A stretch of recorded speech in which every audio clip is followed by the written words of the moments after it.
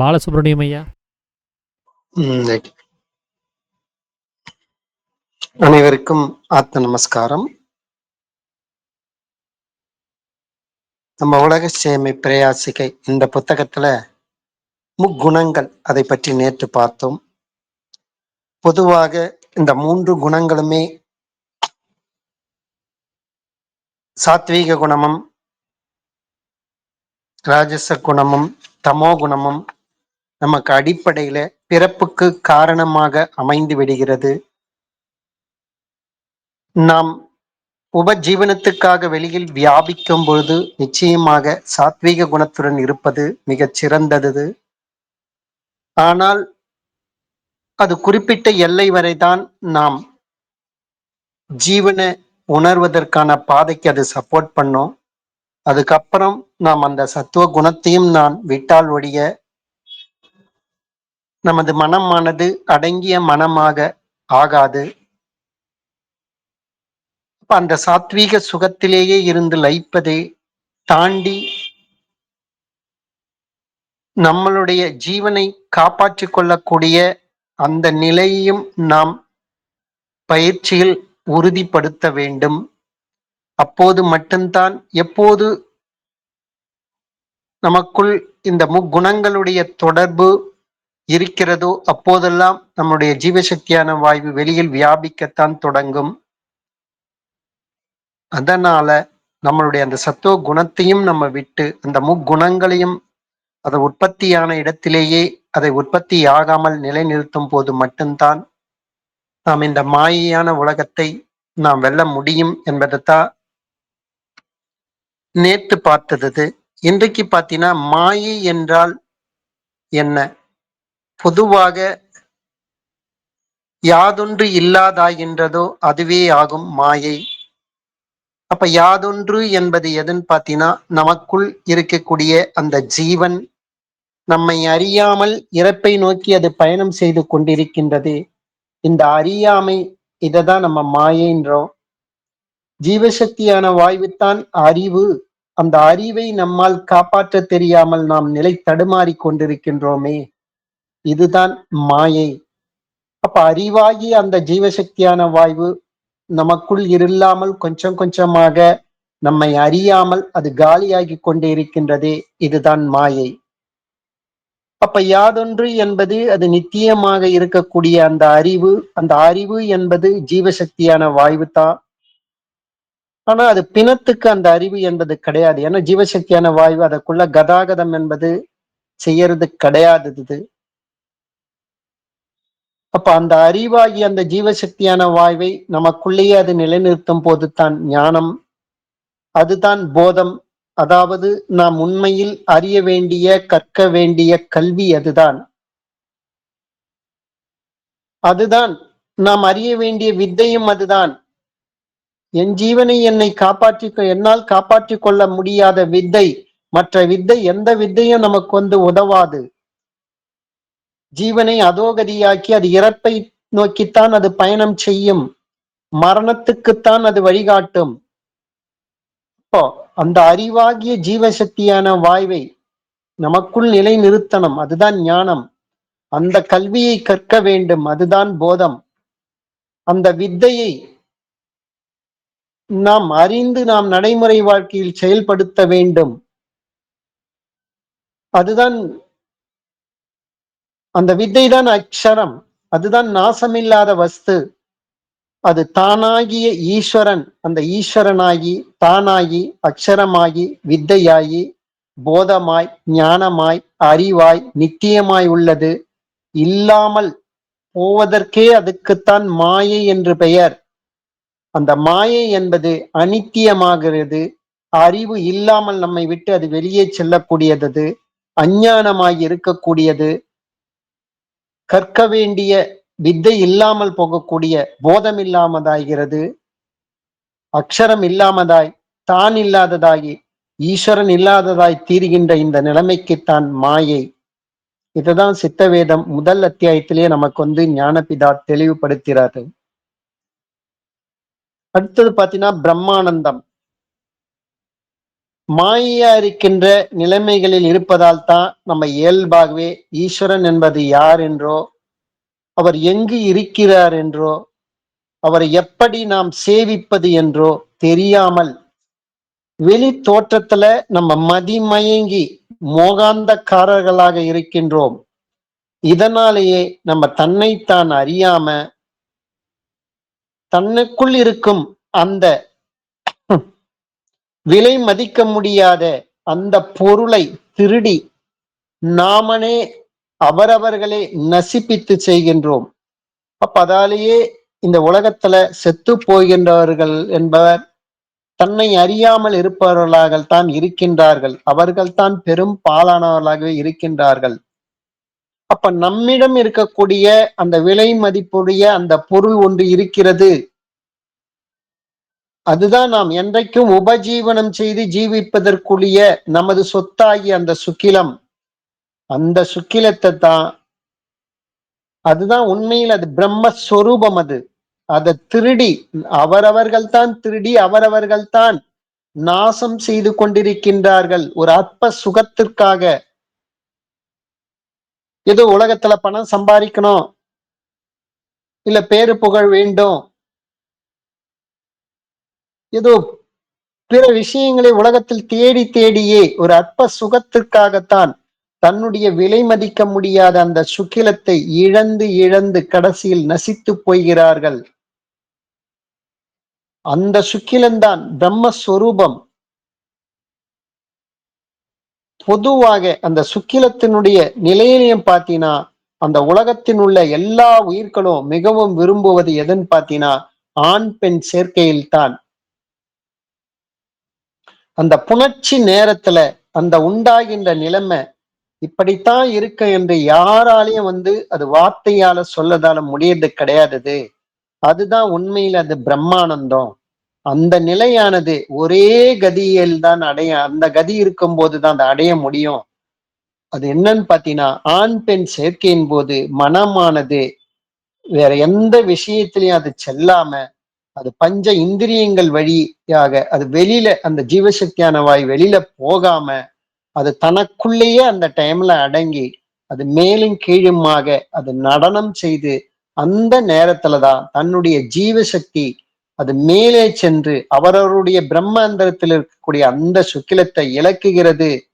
அந்த சக்தி தான் பெண்ணது, மேலே இருப்பது தான் அது. அதுதான், அதாவது அததான் புருஷன் சொல்றது. அதுதான் நவத்வாரே பூரே தேஹி என்பது இதற்குதான் அந்த மாதிரி சொல்றது. அது இந்த மாதிரி இருக்கக்கூடிய ஆண் பெண் சேர்க்கையினால அந்த சுக்கிலம் இலகுகிறது, அது கெட்டித்தன்மையிலிருந்து இலகுகிறது. அந்த மாதிரி இருக்கக்கூடிய அந்த புணர்ச்சியில இருந்தா அந்த பிரம்மாண்டத்தில் இருக்கும் அந்த சுக்கிலத்தை திருடி அவரவர்களே வெளியில விட்டு நாசம் செய்கின்றோம்.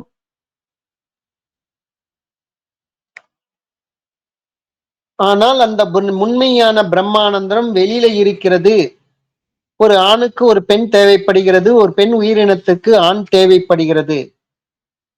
அவர்கள் மூலமாகத்தான் நாம் எதிர்பாலினத்தின் மூலமாகத்தான் பிரம்மானந்தம் அனுபவிக்கின்றோம் என்ற நிலையில் இருக்கின்றோம். உண்மையில் அப்படிப்பட்ட அனுபவிக்கும் நிலையில் நம்மளுடைய சுக்கிலம் நமக்குள் இலகி வெளியிலே போகிறது. நம்மளுடைய ஜீவனுக்கு அது பெரும் நஷ்டத்தை உண்டு பண்ணுகிறது. ஆனால் நமக்குள்ளேயே அதை அந்த ஜீவசக்தியான வாயுவை உள்ளுக்குள்ளேயே அசையாமல் அதனுடைய இருப்பிடத்தில் நிலை நிறுத்தும் போது, அடங்கிய மனமாக இருக்கும் போது அந்த தானாய் தன்மயமாவதற்கு அந்த நிலை ஏற்படுவதற்கான சூழ்நிலை உருவாகும் போது இயல்பாகவே அவரவருக்குள்ள அந்த சுக்கிலம் என்பது உள்ளுக்குள்ளேயே அது பேரானந்தத்தை தரக்கூடிய அந்த நிலையை பெற்றுத்தரும். ஆண் பெண் சம்போகம் போதோ ஏதோ ஒரு க்ஷணம்தான் அந்த சுகம் கிடைக்கிறது. அந்த சுகத்துக்காகத்தான் எல்லா உயிர்களும் இயங்குகின்றன. ஆனால் இது அவரவருடைய சுக்கிலத்தை திருடி அவரவர்கள் நாசம் செய்வதால் தான் அந்த சுகம் கிடைக்கிறது. ஆனால் அந்த சுக்கிலத்தை தனக்குள்ளேயே அது நிலைநிறுத்தும் போதும் 24 மணி நேரமும் அந்த பேரானந்த சுகத்தை பெற முடியும் என்பது தான், அதுதான் உண்மையான பிரம்மானந்தம். ஆனா அந்த அளவுக்கு நமக்குள்ள அந்த சுக்கிலத்தை கெட்டிப்படுத்தக்கூடிய அளவுக்கு அந்த பொறுமை நிதானம் என்பது நமக்குள்ள கிடையாது. எல்லாமே வெளியில பார்த்து பார்த்தே பழகிட்டோம். சீக்கிரமா கிடைக்கணும், இன்ஸ்டன்ட்டா கிடைக்கணும். எல்லாமே ஃபுட்டு கூட ஃபாஸ்ட் ஃபுட்டுன்ற மாரி எல்லாமே உடனே இப்பயே கிடைக்கணும். ஒரு ஒரு மரம், செடி, பழம் இருக்கிறதா கூட அது காயிலேயே பழுத்து பழுக்க வச்சு, அது முழுமையான பக்குவம் இல்லாத நிலையில் தான் நாம் சாப்பிட ஆசைப்படுகிறோம். உண்மையில அது முதிர்ந்து, பழுத்து அந்த மரத்திலிருந்து விடுபடக்கூடிய நிலையில் இருக்கக்கூடிய பழங்களை சாப்பிட்டால் அது உண்மையான பழமாகத்தான் இருக்கும் அது. அதனுடைய சுவை என்பது இயல்பாகவே இருக்கும். இயற்கையோடு இருக்கும். ஆனா அந்த அளவுக்கு பொறுமை இருக்கா? இல்ல. அதே மாரிதான். அந்த சுக்கிலத்தை நமக்குள் அது நிலைநிறுத்தும் போதே அந்த பிரம்மானந்த நிலை பெற முடியும்ன்ற அளவுக்கு யாருக்கும் அந்த பொறுமை இல்லை.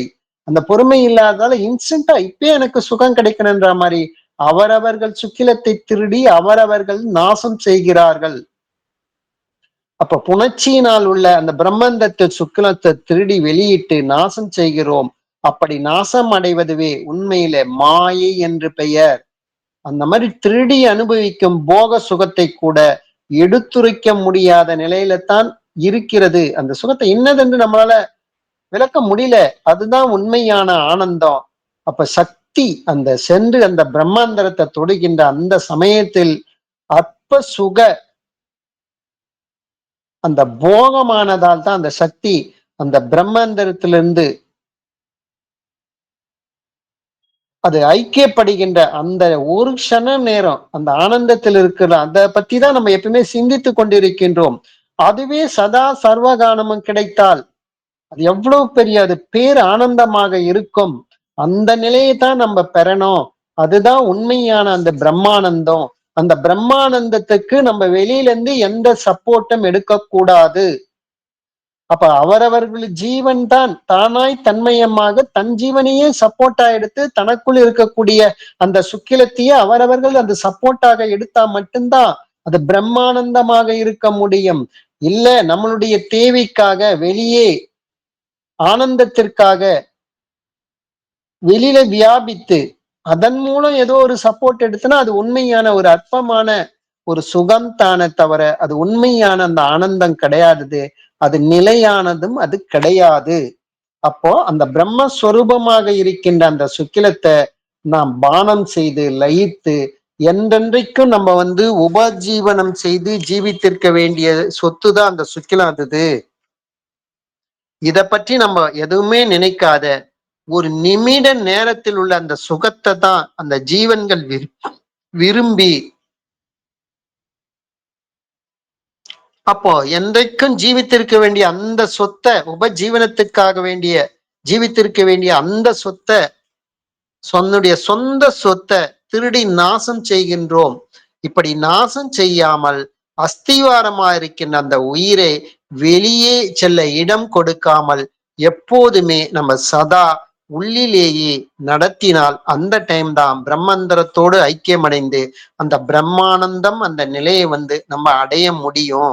அதாவது என்னன்னு பாத்தீங்கன்னா ஆண் பெண் சேர்க்கையின் போது அது எப்படி அந்த ஜீவன் அது உள்ளில் அடங்கி உள்ளிலேயே அந்த அந்த ஒரு க்ஷண நேரம் மேலும் கீழுமாக நடந்து அந்த ஜீவன் சுக்கிலத்தை திருடப் போகிறதோ அப்படியே ஜீவன் உள்ளில் தானே மேலும் கீழுமாக அது நடந்து அந்த மேலே உள்ள அவரவர்களுக்குள்ள அந்த பிரம்மமா இருக்கின்ற அந்த சுக்கிலத்துல லயிச்சுதுன்னா என்றைக்குமே ஆனந்த மத்தராக இருக்கலாம். இதுதான் பிரம்மானந்தம் சொல்கின்ற இந்த நிலை இது. இதுதான் சித்த வேதத்துல 22வது அத்தியாயத்துல ஞானபிதா நமக்கு தெளிவுபடுத்தி இருக்கிறாரு. ஆனா இததான் இந்த உலகவாசிக்க இத பற்றி எதுவுமே தெரியாமலோ இத பற்றி எந்த விதத்திலையும் அவர்கள் ஆலோசிக்கிறதில்லை, சிந்திக்கிறது கிடையாது. இந்த நிலையிலிருந்து அவனவனுடைய அந்த சக்தியை வெளியில விட்டு பலவற்றிலும் உலகத்தின் உள்ள அந்த மாயையில் விளைக்கக்கூடிய அற்ப சுகங்கள்ல கட்டுண்டு பிரமித்து அதிலேயே நசித்து போகிறார்கள். அப்ப உலகத்தினுடைய ஆனந்தத்திலேயே அவர் லயிச்சு நசித்து போகிறார்கள். அப்போ உண்மையில தன்னைத்தான் அறிய வேண்டும் என்று உலகத்தில் சொல்லி வருகிறார்கள். ஆனால் உண்மையில யாரும் தன்னையே அவர்கள் பார்க்கறது கிடையாது. அப்ப தன்னைத்தான் அறிய தன்னைத்தான் பார்க்க வேண்டும். அப்படி செய்யாம மற்றொன்றினை அந்த உலகத்தில் இருக்கக்கூடிய அந்த மாயான அந்த விஷயங்கள்ல பார்த்து கொண்டிருப்பதால் தான் அப்ப தான் இன்னதென்று நம்ம அறியாமல் செத்து போகிறதுக்கு அது இடம் ஆகுது. அப்போ இந்த உலகவாசிகள் எல்லாருமே அவனவனிலிருந்து உண்டாகிற அந்த சக்திய அவனவனில் கூடி நடத்தி இப்ப சொன்ன மாதிரி பிரம்மமா இருக்கின்ற அந்த சுக்கிலத்துல லயிச்சு தானாகி தன்மயமாகி அந்த கைவல்யத்தை பெற வேண்டும். அந்த மாதிரி பெற்றால் மட்டும்தான் நம்ம எப்போதும் ஆனந்த மத்தர்களாய் இருப்பதற்காக அந்த நிலையை நம்ம பெறுவோம். அதுக்குதான் அந்த நிலையை பெற வேண்டித்தான் நாம் பிரார்த்திப்போம். அப்படின்ற முறையில தான் ஈஸ்வர தத்துவம்ன்ற முறையில பாத்தீங்கன்னா இந்த உலக சேம பிரயாசிகத்துல ஞானபிதா நிறைவு செய்கிறார். இது அடுத்தது குரு தத்துவம், இதை பற்றி நமக்கு தெளிவுபடுத்துகிறார். இது அதை தொடர்ந்து நாளைக்கு நம்ம பார்க்கலாம். அனைவருக்கும் ஆத்ம நமஸ்காரம். உடம்பினுடைய சகலவிதமான பாகங்களிலும் பரவி எப்பொழுதும் விட்டு பிரியாமல் ஸ்நேகம், மோகம் முதலிய கெட்ட வழக்கங்களை உண்டாக்கி கொண்டிருக்கின்றான். ராகத்து வேசாதிகளான விருப்பு வெறுப்பு எனும் பெரும் வியாதிகள் யார் ஒருவரால் வேறற அறுக்கப்படுகிறதோ அந்த அசாதாரண வைத்தியருக்கே நமஸ்காரம்.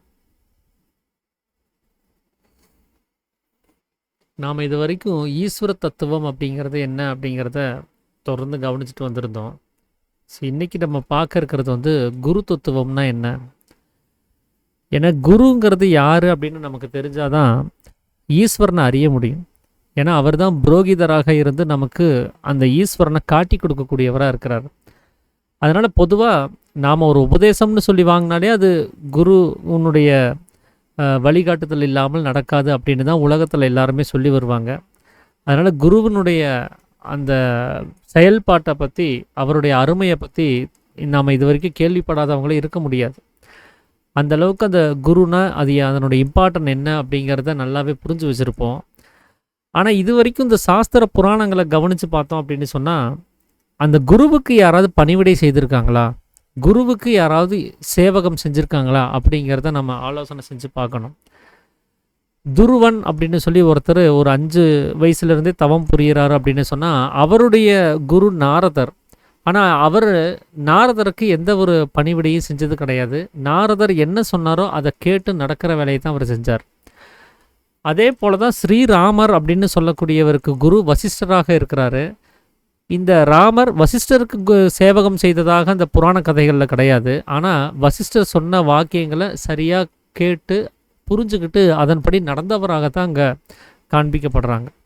அதே மாதிரி மகாபாரதத்தில் அர்ஜுனனுக்கு குருவாக உபதேசம் கொடுத்துருக்கக்கூடிய அந்த கிருஷ்ணர் இருப்பார்.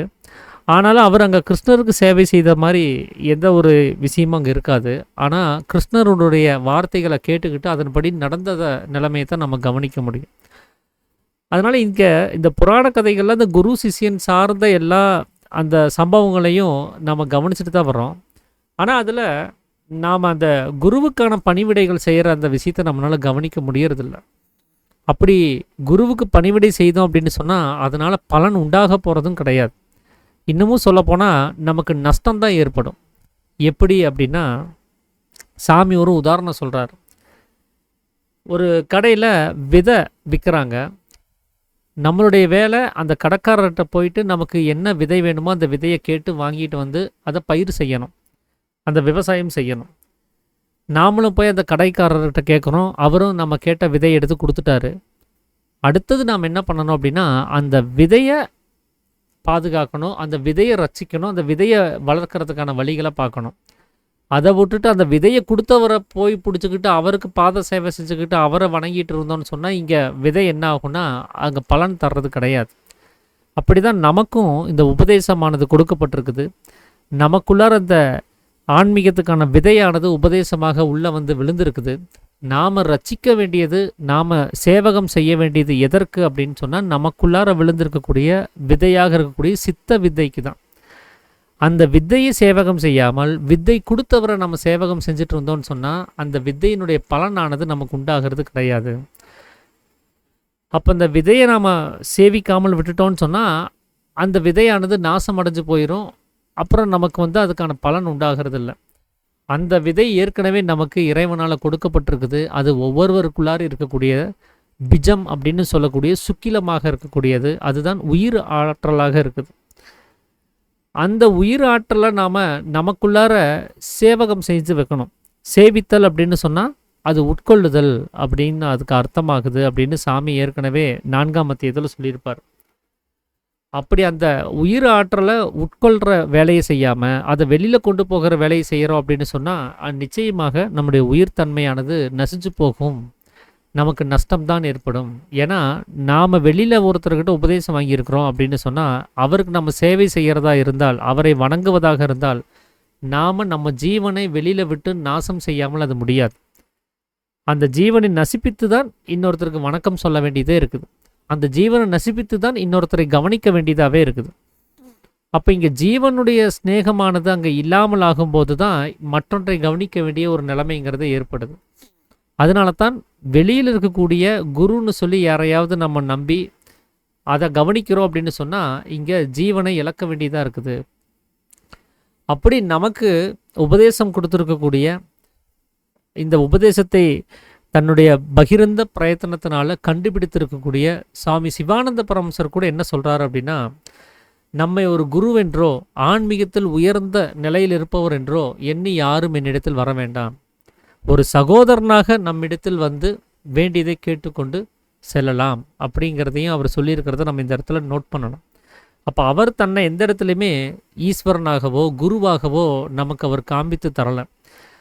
நமக்கு அவர் குருவாக காண்பிச்சிருக்கக்கூடிய அந்த நிலைமை என்ன அப்படின்னா, அவனவனுக்குள்ளாக இருக்கக்கூடிய மனதை தான் அவர் அதை குருவாக காண்பித்து கொடுத்துருக்கிறாரு. அவரவருக்குள்ளாக இருக்கக்கூடிய மனமாகும் புரோகிதராக இருந்து ஈஸ்வரனுடைய நிலைமையை காட்டி கொடுக்கறதுக்கு தகுந்த ஒரு வேலையை செய்யுதுங்கிறார். அது ஈஸ்வரனால் கூட நமக்கு குருவாக வருவதற்கு வாய்ப்பில்லைங்கிறது தான் முதல் அத்தியாயத்திலே சாமி அதை விளக்கம் கொடுத்துருப்பார். அப்போ குரு அப்படிங்கிறது அது மனம்தான். ஏன்னா நமக்கு வெளியிலிருந்து எப்படிப்பட்ட ஒரு பிரச்சாரங்கள் வந்தாலும் கூட, எப்படிப்பட்ட வழிமுறைகள் நமக்கு கொடுக்கப்பட்டிருந்தாலும் கூட, அந்த விஷயம் சரியானதா இல்லையாங்கிறத தீர்மானிக்கிறது, அது நமக்கு ஏற்புடையதா இல்லையா அப்படிங்கிறத தீர்மானிக்கிறது அவனவனுடைய மனம்தான். அதனால தான் மனம் இருந்தால் மார்க்கம் உண்டு அப்படின்னு சொல்கிறதுக்கு காரணம். நாம் எந்த மார்க்கத்தை தேர்ந்தெடுக்கணுங்கிறது நம்முடைய மனமே முடிவு பண்ணுது. இல்லை இது செட் ஆகாது அப்படின்னு சொல்லிடுச்சுன்னா அவ்வளோதான், நம்ம வெளியில் தான் போகணும். இல்லை இதுதான் சரி அப்படின்னு சொல்லிடுச்சுன்னா நம்ம என்ன பண்ணாலும் இதில் தான் இருப்போம். அப்போ அவனவனுடைய மனம்தான் இங்கே பந்தத்துக்கும் மோட்சத்துக்குமே காரணமாக இருக்குது. ஒருத்தர் ரோட்டில் குடிச்சுக்கிட்டு விழுந்து கிடக்கிறார் அப்படின்னு சொன்னால் அவருடைய மனம்தான் அதுக்கு காரணம். அது நியாயப்படுத்தி இருக்குது. அதனால அவருக்கு அது நியாயமாக படுறதுனால அவர் அதை தொடர்ந்து செஞ்சுக்கிட்டே இருக்கிறாரு. நாம் ஒரு நிலையங்களுக்கு போய் தபஸ் பண்ணிகிட்ருக்குறோம் அப்படின்னு சொன்னால் அதுக்கும் நம்மளுடைய மனம்தான் காரணமாக இருக்குது. அது இந்த தபஸ் செய்யக்கூடிய, இந்த தியானம் செய்யக்கூடிய முறையை சரியாக அது நமக்கு நியாயப்படுத்தி காமிக்குது. அதனால அதை நம்ம பின்தொடர்றோம். அதனால் வெளியிலிருந்து நமக்கு ஒரு விஷயம் வருது அப்படின்னு சொன்னால் கூட அதுவும் கூட மனதனுடைய பிரதிபலிப்பாகவே தான் இருக்குது. அந்த மாதிரி இந்த குரு அப்படின்னு சொல்லக்கூடிய நிலைமையில் இருக்கக்கூடியது நம்மளை வழிநடத்தக்கூடிய விஷயங்கள் இருக்குது. அந்த மனமானது அங்கே இல்லை அப்படின்னு சொன்னால் நாம் எதையுமே பார்க்க முடியாது, கேட்க முடியாது, அறிய முடியாது. அப்போது எதுவுமே இல்லை அப்படிங்கிற சூழ்நிலையில் நமக்கு இந்த உபதேசமோ இல்லை ஈஸ்வரத்துவமோ இந்த பிரம்மமோ எதுவுமே நமக்கு உண்டாக போகிறது கிடையாது. ஏன்னா இந்த உலகமே இல்லை அப்படின்னு சொன்னால், மாயையும் இல்லை அப்படின்னு சொன்னால் இங்கே எதுவுமே இல்லாத நிலைமைங்கிறது தான் ஏற்படும்.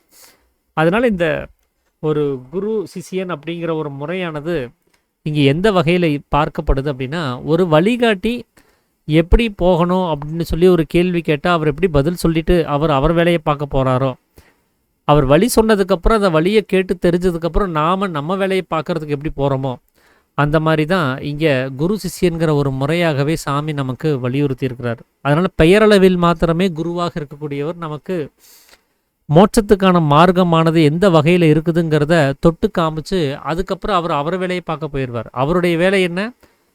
அவரை பார்க்குறது தான் அவருடைய வேலை. அதனால் தன்னை அறியறதுக்கு அவர் முயற்சி பண்ணிவிட்டு அவர் பாட்டுக்கு இருந்துருவார். நாம் அந்த மார்க்கத்தை சரியாக உணர்ந்ததுக்கப்புறம் நாம் நம்ம வேலையை பார்க்க போயிடணும். அவனை உணர்றதுக்கான வேலையை பார்க்க போயிடணும். இதுக்கிடையில் ஏதாவது சந்தேகம் இருக்குது அப்படின்னு சொன்னால் கேட்டால் அவருக்கான பதில் கொடுத்துட்டு அவர் மறுபடியும் அவருடைய வேலையை பார்க்க போயிடுவார். அதை விட்டுட்டு அவர் நான் பயிற்சி பண்ணனா இல்லையா, நான் சரியான வகையில் இயங்குறனா இல்லையா அப்படின்னு பார்க்குறது அவருடைய வேலை கிடையாது. அவரை கவனிக்கிறது மட்டும்தான் அவருடைய வேலை, அதுக்கு தான் அவர் உபதேசம் வாங்கியிருக்கிறாரு. நான் என்ன கவனிக்கிறது மட்டும்தான் என்னுடைய வேலை, அதுக்கு தான் நான் உபதேசம் வாங்கியிருக்கிறேன். ஸோ அதனால் ஒருத்தர் உயர்ந்த ஸ்தானத்தில் இருக்கக்கூடியவர் ஒரு 30-40 வருஷம் ஆச்சு அவர் உபதேசம் வாங்கி நல்ல அனுபவஸ்தராக இருக்கிறாரு. ஒரு பிரம்மாவனுடைய நிலைமைக்கு உயர்ந்த ஸ்தானத்தில் ஒரு அனுபவ நிலையில் இருக்கக்கூடியவராக இருந்தாலும் கூட அவர் கொடுத்த உபதேசத்தை நான் சரிவர செஞ்சாதான் எனக்கு பலன்கிறதே. அவ்வளோ உயர்ந்த நிலைமையில் இருக்கக்கூடியவர்கிட்ட நான் உபதேசம் வாங்கியிருந்தாலும் நான் பயிற்சி செய்யலைன்னு சொன்னால் எனக்கு எந்த ஒரு பலனும் உண்டாகிறது கிடையாது. ஆனால் நேற்று தான் ஒருத்தர் உபதேசம் வாங்கியிருக்கிறாரு, ஆனால் அவர் எனக்கு ஒரு உபதேசத்தை கொடுத்துருக்கிறாரு, அவரே புதுசு தான், ஆனாலும் அவர் எனக்கு அந்த உபதேசத்தை காட்டி கொடுத்துருக்கிறாரு அப்படின்னு சொன்னால் அந்த உபதேசத்தை நான் சரிவர செஞ்சாலும் கூட அங்கே பலன் உண்டாகாமல் போகிறது கிடையாது. அதனால தான் சாமி 2ஆம் அத்தியாயத்திலே சொல்லியிருப்பார், பிரம்மா கொடுத்த உபதேசமாக இருந்தாலும் சரி, எறும்பு கொடுத்த உபதேசமாக இருந்தாலும் சரி, நம்ம பயிற்சியினுடைய பலனானது அவனுடைய செய்கையில் தான் இருக்குது, அவனுடைய முயற்சியில் தான் இருக்குதே தவிர அது யார் கொடுத்தாங்கங்கிறதுல இங்கே முக்கியமான ஒரு விஷயங்கிறது கிடையாது. அதனால் யார்கிட்ட நம்ம உபதேசம் வாங்கியிருந்தாலும் நாம் முயற்சி செஞ்சோம் அப்படின்னா அதுக்கான பலனானது உண்டாகிறதுங்கிறது இருக்கவே செய்யுது. அதுதான், அதனால தான் சாமி என்ன சொன்னார்னா இந்த குரு சிஷியன்கிற முறையவே அவர் எடுத்துட்டார். இப்போ அவனுடைய மனமே குரு அப்படின்னு சொல்லிட்டார். அப்போ அந்த மனமாக இருக்கக்கூடிய அந்த நிலைமையானது அது எப்போ அடங்கிய நிலைமையில் இருக்குதோ அப்போ தான் ஈஸ்வரனுடைய பாதையை நமக்கு காட்டி கொடுக்க முடியும். அப்போ அடங்கிய மனமே குரு அப்படிங்கிறத சாமி அவ்வளோ தெளிவாக நமக்கு சொல்கிறார். இதில் அந்த குருவனுடைய தன்மையானது 2 வகையிலே இருக்குது. காரண குருவாகவும் இருக்குது, காரிய குருவாகவும் இருக்குது. எப்படின்னா காரிய குரு அப்படிங்கிறது, காரியம் அப்படின்னா செயல் அப்படின்னு நம்ம எடுத்துக்கலாம். அந்த செயல்கள் செய்கிறது எங்கே அப்படின்னா இந்த உலகம்ங்கிற அவஸ்தை உண்டானால் தான் நமக்கு செயல்ங்கிறதே உண்டாகுது. அப்போ தான் வேலை செய்ய வேண்டியதாக இருக்குது. அப்போது மனமாக இருக்கக்கூடிய குரு செயல்படக்கூடிய நிலைமையில் அவர் எங்கே இருக்கிறாரோ அதுதான் காரிய குரு அப்படிங்கிறது. அவர் தன்னுடைய செயல்முறைகளை பார்க்கறதும் கேட்கறதும் அறிகிறதும் செய்கிற அந்த வேலையை அவர் எந்த இடத்துல செய்கிறாரோ அந்த நேரத்தில் எல்லாமே அவர் காரிய குருவாக செயல்படுவார். அப்போ தான் எதையை அறிவிக்கணும்னு நினைக்கிறாரோ அதை தன்னுடைய பிரதிபலிப்பு மூலமாகவே அதை செய்வார். அது ஒரு காரியத்தை சார்ந்தே இருக்கும், ஒரு வேலையை சார்ந்தே இருக்கும். நாம் செயல்பட்டால் மட்டுமே தான் அந்த காரிய குருவுகிட்டருந்து எதையாவது ஒன்று நம்ம கற்றுக்க முடியும். அது இந்த உலகம்ங்கிற அவஸ்தையில் நம்ம எதெல்லாம் கேட்டு தெரிஞ்சுக்கிட்டு அனுபவிக்கிறோமோ அது அத்தனையுமே காரிய குருவினால் நமக்கு போதிக்கப்படக்கூடிய விஷயங்கள் அது. ஆனால் இந்த உலகம்ங்கிற அவசியத்தை தவிர்த்து தனக்குள்ளார போய் அமைதியாக இருக்கும்போது தான் அந்த காரண குருவாக இருந்து அவர் நமக்கு அந்த ஈஸ்வரத்துவத்தை காட்டி கொடுக்க முடியும். அதனால் ஈஸ்வரன் அடையிறதுக்கான பாதைகளை நாம் வெளியிலேருந்து தெரிஞ்சுக்கலாம். ஆனால் உள்ளுக்குள்ளார போனால் மட்டும்தான் அந்த காரிய குருங்கிறவருடைய நிலைமையிலிருந்து அவர் காரண குருவாக மாற்றம் அடையும் போது தான் அவர் ஈஸ்வரனுடைய தன்மை இதுதாங்கிறத நமக்கு உள்ளுக்குள்ளார சுட்டி காமிக்க முடியும். இப்படி தான் இது 2 வகையில் அவர் செயல்பட்டுருக்கிறார். அப்போ வெளியில் இருக்கக்கூடியவங்களில் நாம் எப்படியெல்லாம் வாழலாம் எப்படி வாழக்கூடாதுன்னு சொல்லி 2 வகையான மக்கள் அங்கே இருப்பாங்க. ரொம்ப மோசமான நிலைமையிலையும் நமக்கு வாழ்ந்து காமிச்சிட்ருப்பாங்க, உயர்ந்த நிலைமையிலையும் வாழ்ந்து காமிச்சிட்ருப்பாங்க. அப்போ எப்படி வாழணும் எப்படி வாழக்கூடாதுங்கிறத நமக்கு செயல்படுத்தி காட்டக்கூடிய அந்த நிலைமையில தான் இந்த காரிய குரு அங்கே செயல்பட்டுருக்கிறாரு. அவர்கிட்ட இருந்து நாம் கற்றுக்க வேண்டியதெல்லாம் உள்ளுக்குள்ளார போகிறதுக்கான வழிவகைகள் என்னங்கிறத தெரிஞ்சுக்கலாம். இப்போ உபதேசங்கிறது நம்ம வெளியில் தான் வாங்கியாகணும், உள்ளுக்குள்ளார போனால் உபதேசம் கொடுக்கறதுக்கு அங்கே ஆள் கிடையாது. அப்போ வெளியிலேருந்து உபதேசம் வாங்கிறதுக்கு ஒரு காரிய குரு தேவைப்படுறார், வெளியிலேருந்து நமக்கு போதிக்கிறதுக்கு. அவருடைய வழிநடத்துதலுக்கு அப்புறம் நம்ம உள்ளே போயிட்டோம்னு சொன்னால் அதுக்கப்புறம் இங்கே காரியமோ உலகமோ எதுவுமே அவசியம் இல்லை. அப்போ உள்ளுக்குள்ளார இருக்கக்கூடிய அந்த குரு நம்மளை வழிநடத்தி கொண்டு போகிறதுக்கு அவர் காரண குருவாக செயல்படக்கூடிய நிலைமையில் அவர் இருப்பார். அதுக்கு சாமி ஒரு உதாரணம் கூட சித்தவேதத்தில் சொல்லியிருப்பார். இந்த காரணம் காரியம் அப்படிங்கிறதுக்கு என்ன வித்தியாசம் அப்படிங்கிறத தெரிஞ்சுக்கிறதுக்காக. இப்போ நமக்கு ஒரு பணம் தேவைப்படுது, அது நம்மளுடைய நண்பர்கிட்ட இருக்குதுன்னு நமக்கு தெரியும், அவர்கிட்ட கேட்டால் அவர் கொடுப்பாருன்னு நமக்கு தெரியும். அதனால் அவர்கிட்ட போய் நம்ம சிச்சுவேஷன் என்னங்கிறத கொஞ்சம் விளக்கம் கொடுக்குறோம். எனக்கு இப்படி ஒரு சூழல் இருக்குது, எனக்கு இப்போதைக்கு ஒரு பணம் அவசியப்படுது, எனக்கு இத்தனாம் தேதி ஒரு பணம் வரும், அதை நான் உனக்கு திரும்பி தந்துடுவேன். ஸோ அது வரைக்கும் எனக்கு இந்த பணமானது ஒரு உதவியாக எனக்கு வேணும் அப்படின்னு சொல்லி நம்ம போய் கேட்குறோம். நம்ம சிச்சுவேஷனை புரிஞ்சுக்கிட்டு அவர்கிட்ட இருக்கக்கூடிய பணத்தை அவரும் கொடுத்து உதவியும் பண்ணுறார். இப்போ நம்ம சிச்சுவேஷனை நமக்கு அவருக்கு விளக்கலான்னு சொன்னால் அவருக்கு தெரிய போகிறதில்ல, அவர் வேலையை தான் பார்த்துட்டு இருப்பார். அப்போ அவர் நமக்கு ஒரு பணம் கொடுத்து உதவுனது அப்படிங்கிறது தான் அங்கே ஒரு செயல்பாடுங்கிறது இருக்குது. அந்த செயல்பாட்டினால் உண்டாகக்கூடிய பலன் அது காரியம் அப்படின்னு சொல்லக்கூடிய நிலைமையில தான் இருக்குது. அந்த காரியம் நிறைவேறுவதற்கு காரணம் என்ன அப்படின்னா, அந்த மனமானது கேள்வி எழுப்ப சொல்லுது. அவர்கிட்ட கேட்டுப்பாரு அப்படின்னு நம்மளை உந்துது. இந்த அவர்கிட்ட கேட்டு பார்க்கலாமே, இந்த இவர்கிட்ட கேட்டு பார்க்கலாமே அப்படின்னு ஒரு ஐடியாலஜி கொடுக்குது இல்லையா? ஒரு காரியம் செய்யறதுக்கு நம்மளை தூண்டுது இல்லையா? அதுதான் காரணம்ங்கிறது. அந்த காரண குருங்கிறவர் உள்ளுக்குள்ளார இருந்து செயல்படக்கூடியவர். அவர் வெளியில இருந்து செயல்படுறவர் கிடையாது. உள்ளே இருந்தே நாம் என்ன செய்யணும் அப்படிங்கிறத தூண்டக்கூடியவர். அதுக்கப்புறம் வெளியில் வந்து செயல்பாட்டில் இருக்கக்கூடியவரும் அவராகவே தான் இருப்பார். அப்படி 2 வகையில் உள்ளிலிருந்து செயல்படக்கூடிய அந்த குரு தன்மைக்கு காரண குரு அப்படின்னும், வெளியிலிருந்து செயல்படக்கூடிய அந்த குரு தன்மைக்கு காரிய குரு அப்படின்னும் 2 வகையான குருக்கள் இருக்கிறாங்க. இந்த 2 குருவும் சேர்ந்து தான் நம்மளுக்கு ஆன்மீகத்துக்கான முதிர்ச்சியை கொடுத்து அந்த ஈஸ்வரனை நமக்கு அறிமுகப்படுத்தக்கூடிய நிலைமையில் இருக்கக்கூடியவங்க. ஸோ இதுதான் குரு தத்துவமாக நான் புரிஞ்சுக்கிட்ட வகையில் உங்களோட பகிர்ந்துக்கணும்னு சொல்லி நினச்சது. நாளைக்கு படைப்புங்கிறது எப்படி உண்டாயிருக்குங்கிறத நம்ம நாளைக்கு தொடர்ந்து கவனிப்போம். வேறு யாராவது ஏதாவது விஷயங்களை பகிர்ந்துக்கிறதா இருந்தால் பகிர்ந்துக்கலாங்கய்யா. அனைவருக்கும் ஆத்த நமஸ்காரம்.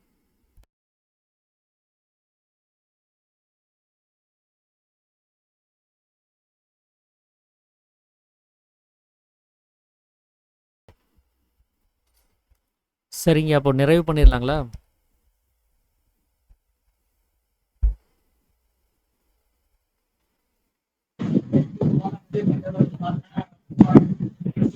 ஐயா நிறைவு பண்ணி சரிங்க.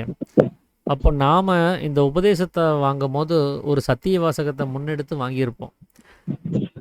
நான் இன்று முதல் மனதாலும் வாக்காலும் கர்மத்தாலும் சத்தியத்துக்கு விரோதமாக யாதொன்றும் செய்ய மாட்டோம், நிரபராதியான என் ஆத்மாவே சாட்சி அப்படின்னு சொல்லி.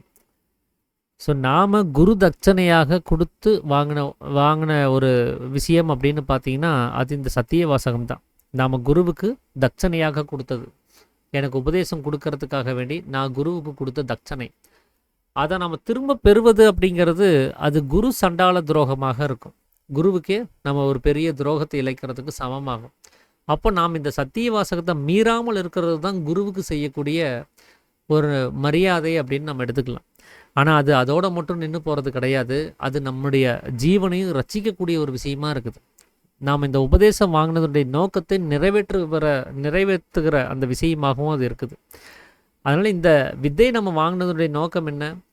ஞானம் அடையணுங்கிறது அதெல்லாம் 2வது. ஆனால் முதல் நோக்கமானது சித்தவேதம் உணர்த்துறது ஜீவ ரட்சைக்காக தான் இந்த உபதேசமானது கொடுக்கப்படுறது. அவனுடைய பிரம்மரந்திரத்தை தட்டி திறந்து அதில் ஜீவனை கொண்டு போய் ஐக்கியப்படுத்துகிற வேலையை செய்யறதுக்கு தான் இந்த உபதேசம். செத்து போகாமலும் நரக அவஸ்தையை அனுபவிக்காமலும் இருக்கிறதுக்காக வேண்டி தான் நம்ம இந்த உபதேசத்தை வாங்கியிருக்கிறோம். அப்போ அவனுடைய ஜீவனை அவனுக்குள்ளாரையே நிலை பெற செய்வதற்கான வழிவகையை பார்க்கறதுக்கு தான், அதை கண்டுபிடிக்கிறதுக்கு தான் இந்த உபதேசத்தை நம்ம வாங்கியிருக்கிறோம். அப்போது இந்த வித்தையினுடைய நோக்கமானது முழுக்க ஜீவ ரட்சிக்கானதாக இருக்குதுங்கிறதுனால இந்த சத்திய வாசகத்தை கவனித்து பார்த்தோம் அப்படின்னு சொன்னால் அதில் எவ்வளோ ஜீவனுக்கான முக்கியத்துவத்தை கொடுக்க வேண்டியது இருக்குங்கிறத நம்ம புரிஞ்சுக்க முடியும். மனதாலும் நான் வந்து சத்தியத்துக்கு விரோதமாக இருக்க மாட்டேன் அப்படின்னு சொல்கிறோம் அப்படின்னு சொன்னால், நம்ம எண்ணங்களால் ஏதாவது ஒரு வேலைகள் செய்கிறோம், ஒரு எண்ணங்களை உண்டு பண்ணுறோம் அப்படின்னு சொன்னால் கூட அங்கே ஜீவன் நசிஞ்சு போகாமல் முடியறதில்லை.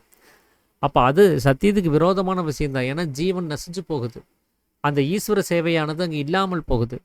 அப்போது ஒரு எண்ணங்கள் கூட நம்மளை நாசம் செய்யக்கூடிய விஷயத்தில் தான் இருக்குது. நம்ம அதையும் தடுத்து நிறுத்துவேன் அப்படின்னு சொல்லி ப்ராமிஸ் பண்ணி கொடுத்துருக்குறோம். அதுதான் மனதாலும் சத்தியத்துக்கு விரோதமாக இருக்க மாட்டேன்னு சொல்கிறதுக்கு காரணம்.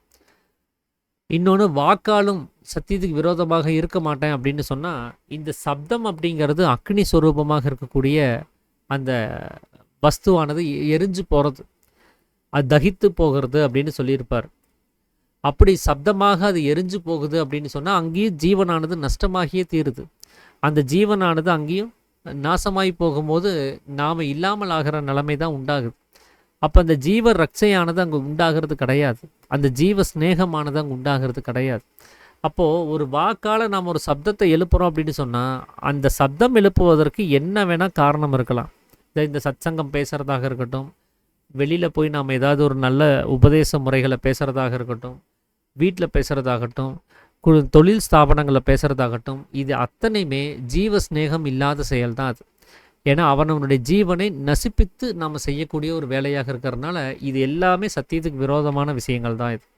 அடுத்தது கர்மத்தாலும் அப்படின்னு சொன்னால், கர்மம் அப்படிங்கிறது ஜீவசக்தியான வாயு அப்படின்னு ஒரு அர்த்தத்தை வந்து சாமி 8ஆம் அத்தியாயத்தில் சொல்லியிருப்பார். அப்போ அவனவனுக்குள்ளார இருக்கக்கூடிய ஜீவசக்தியான வாயுவை இந்த மூக்கின் வழியாகவும் வாயின் வழியாகவும் அனுலோமம் பிரதிலோமமாக உள்வெளி சுவாசமாக அதை வெளியில் விடுறோம் அப்படின்னு சொன்னால் அதுவும் ஜீவனுடைய ஸ்நேகம் இல்லாத நிலைமை தான், ஜீவனை நசிப்பிக்கக்கூடிய ஒரு விஷயம்தான். இப்பவும் நம்மளுடைய சுவாசமானது உள்வெளி சுவாசமாக போயிட்டு இருக்குதுன்னு சொன்னால் அதுவும் சத்தியத்துக்கு விரோதமான விஷயம்தான். அப்போ அதுவும் தடுக்கப்பட வேண்டியதாக இருக்குது. அப்போ இந்த வாசகத்தை நம்ம நிறைவேற்றணும் அப்படின்னு சொன்னால் தான் நாம் சித்த வித்தை வாங்கினனுடைய பலனானது நமக்கு உண்டாகுது. சரி, எதையுமே நினைக்காம எதையும் பேசாமல் இந்த சுவாசத்தையும் வெளியில் விடாமல் எப்படி இருக்கிறது, அதுக்கு வாய்ப்பு இருக்குதா அப்படின்னு கேட்டால் இருக்கவும் செய்யுது. எப்படின்னா நமக்குள்ளார அந்த சமீரணன்னு சொல்லக்கூடிய அந்த கதி வரணும். அது முதல்ல அத்தியாயத்திலே சாமி அதுக்கான விளக்கங்கள் கொடுத்துருப்பார். வெளியில் போகக்கூடிய கதிக்கு வாயு என்றும், அது வெளியில் போகாமல் உள்ளிலேயே மேலும் கீழுமாக நடக்கக்கூடிய, அதாவது பிரம்மரந்திரத்தை தட்டி கொண்டிருக்கக்கூடிய அந்த கதிக்கு சமீரணன் என்றும் பெயர் அப்படிங்கிறார். அப்போ அது வெளியில் போகாமல் அது உள்ளிலே நடக்கும்போது நமக்கு வெளியில் இருக்கக்கூடிய உலகமானது உண்டாகிறது கிடையாது, இந்த சப்தமானது உண்டாகிறது கிடையாது, எண்ணங்களானது உண்டாகிறது கிடையாது. அது நம்ம நைட்டு தூங்கும் போது நமக்கு நடக்கக்கூடிய கதியாக இருக்குது. அப்போது இந்த சமீரனுங்கிற கதி ஓடும்போது நமக்கு உலகங்கிற அவஸ்தை இருக்காது அப்படின்னு சொன்னால் நாம் எப்படி இயங்கிறது, நாம் எப்படி குடும்பத்தை பார்த்துக்கிறது, நாம் எப்படி தொழில் ஸ்தாபனங்களை பார்த்துக்கிறது அப்படின்னா அதை பார்த்துக்கிறதுக்காக நாம் வரலை. ஏன்னா இதெல்லாமே வெறும் சொப்பனம் தான் சாமி சொல்கிறார். இதை உண்மைன்னு நாம் தான் நம்பி வச்சுட்ருக்குறோம். ஆனால் உண்மையே இது இல்லாதது தான், இல்லாதது இருக்கிறதாக நாம் கற்பனை பண்ணி வச்சுருக்குறோம். இது எப்போ இந்த உண்மை புரியுதோ அப்போ அவனவனுடைய அந்த ஜாக்கிரத நிலைமை என்னவோ, தன்னை அறிதல் நிலைமை என்னவோ அதில் நாம் இருப்போம். அந்த நிலைமை அடையும் போது தான் இவ்வளோ நாள் பார்த்ததெல்லாம் கனவு தானா அப்படிங்கிற ஒரு அதிர்ச்சியே நமக்கு இருக்கும். எப்படி நைட்டு தூங்கும் போது கனவு கண்டு எந்திரிச்சிட்டு தூக்கம் விழிச்சதுக்கப்புறம் இவ்வளோ நேரம் கண்டதெல்லாம் கனவு தானா அப்படின்னு தோணுதோ, அந்த மாதிரி தன்னை அறிதல் என்றைக்கு நமக்கு நடக்குதோ அப்போ இது நாள் வரைக்கும் நாம் வாழ்ந்தது, நாம் பார்த்தது, பழகினது எல்லாமே கனவு தானாங்கிறதே நமக்கு புலப்படும். அப்படிங்கிறது தான் சாமி வந்து இந்த 7ஆம் அத்தியாயத்தில் அதை பற்றி விளக்கம் கொடுத்துருப்பார். அதனால் நாம் இங்கே வெளியில் இருக்கக்கூடிய விஷயங்களை கவனிக்கிறதுக்கு வந்தவங்க கிடையாது, அவனவனுக்குள்ளார இருக்கக்கூடிய உள்நிலை பயணத்தை சரி பண்ணுறதுக்காக வந்திருக்கிறவங்க. அதனால் நம்மளுடைய வேலை இந்த சமீரனுங்கிற கதியை நமக்குள்ளார ஜீவன் முழுவதும் தீர்ந்து போகிறதுக்குள்ளே அதை அடைஞ்சாகணும். அந்த சமீரனுங்கிற கதியை அடைஞ்சிட்டோன்னு சொன்னால் அதுக்கப்புறம் ஜீவனானது வெளியில் போகிறது கிடையாது, அவனவனுக்குள்ளாரே ஐக்கியமாகிறதுக்கான வழி கிடச்சிரும். அதுக்கப்புறம் நீங்கள் விருப்பப்பட்டு நாம் விருப்பப்பட்டு எந்த நேரத்தில் வேணாலும் அந்த ஜீவேஸ்வர ஐக்கிய நிலைமைங்கிறது கிடைக்கிறதுக்கான ஒரு வாய்ப்புங்கிறது உண்டாகுது. அதனால் அந்த ஜீவன் இருக்கும்போதே நம்மளுடைய உள் மார்க்கத்தை சரி பண்ணி பிரம்மர் அந்த சமீரன்கிற கதியை வர வச்சு பிரம்மரந்திரத்தை தட்டி திறந்து ரெடியாக இருந்துக்கணும். அப்புறம் வாய்ப்பு கிடைக்கும் போது நமக்கான வெளி வேலைகள் எல்லாமே இனி போதும் அப்படிங்கிற எண்ணம் நமக்குள்ளார ஏற்படும் போது நாம் விருப்பப்பட்டு உள்ளுக்குள்ளார போய் சொஸ்தானத்தில் அடங்கிறதுக்கு ஒரு வாய்ப்பு இருக்குது. ஆனால் அதுக்கு முன்னாடி இந்த பிரம்மரந்திரம் திறக்கப்படலை, அதுக்கு தேவையான கதி கிடைக்கல அப்படின்னு சொன்னால் நம்ம எவ்வளோ வருஷம் இந்த உபதேசத்தை நம்ம வாங்கியிருந்தாலும், அதில் நம்ம எவ்வளோ தூரம் பயணப்பட்டிருந்தாலும் நமக்கும் உபதேசம் வாங்காதவங்களுக்கும் ஒரு வித்தியாசமும் இருக்காது. 2 பேருமே செத்து போக வேண்டிய நிலைமையில தான் இருப்போம். ஏன்னா நாம் செத்து போகக்கூடாது அப்படின்னா பிரம்மரந்திரம் திறந்துருக்கணும். பிரம்மரந்திரம் திறந்திருந்தால் மாத்திரமே அங்கே ஜீவேஸ்வர ஐக்கியமானது நடக்கும் அப்படிங்கிறது தான் சாமி 4ஆம் அத்தியாயத்தில் அவ்வளோ தெளிவாக சொல்கிறாரு. ஸோ அதனால் நாம் கொடுத்துருக்கக்கூடிய அந்த உபதேசத்தினுடைய மதிப்பை உணர்ந்துக்கிட்டு, நாம் கொடுத்துருக்கக்கூடிய சத்திய வாசகத்தினுடைய அந்த தன்மையை சரியாக உணர்ந்துக்கிட்டு நம்ம அதன்படி நடக்கணும் அப்படிங்கிறத தான் நம்ம எல்லாத்துக்கும் நான் நினைவுபடுத்திக்கணும்னு நினைக்கிறேன். அதுக்காக வேண்டி தான் எந்த வேலை செய்யும் போது எப்போவுமே தன்னுடைய உள் மார்க்கத்தை சரி பண்ணுற முயற்சியில் எப்போவுமே இருக்கணும்னு சாமி சொல்கிறாரு. அதனால் உள்ளில் இருக்கக்கூடிய மார்க்கத்தை சரி செய்கிறதுக்கு அவனவனிலிருந்து வெளியில் போகக்கூடிய ஜீவசக்தியான வாயுவை வெளியில் போக விடாமல் தன் உள்ளிலேயே மேலும் கீழும் சதா நடத்தி கொண்டே இருக்க வேண்டும். இந்த விதத்தில் இல்லாமல் மற்ற எந்த விதத்திலும் ஜீவனுக்கு மேல்கதி வருவதில்லை அப்படிங்கிறார். அப்போ நம்மளுடைய மேல்கதி வருவிக்கிறதுக்கு நாம் செய்ய வேண்டிய முதல் வேலை மேலும் கீழும் சதா அபியாசத்தை நிறுத்தாமல் செஞ்சுக்கிட்டே இருக்கிறது தான். அப்போ தான் இந்த உள் மார்க்கமானது சரி செய்யப்படுது அப்படிங்கிறது தான் சாமி சொல்கிறாரு. ஸோ இதைத்தான் இந்த வேலையில் நான் எல்லாத்துக்கும் நினைவுபடுத்திக்கணும்னு நினைக்கிறேன். அனைவருக்கும் ஆத்த நமஸ்காரங்க. அனைவருக்கும் ஆத்ம நமஸ்காரம் ஐயா. அனைவருக்கும் அனைவருக்கும் ஆத்ம நமஸ்காரம். அனைவருக்கும் ஆத்ம நமஸ்காரம்.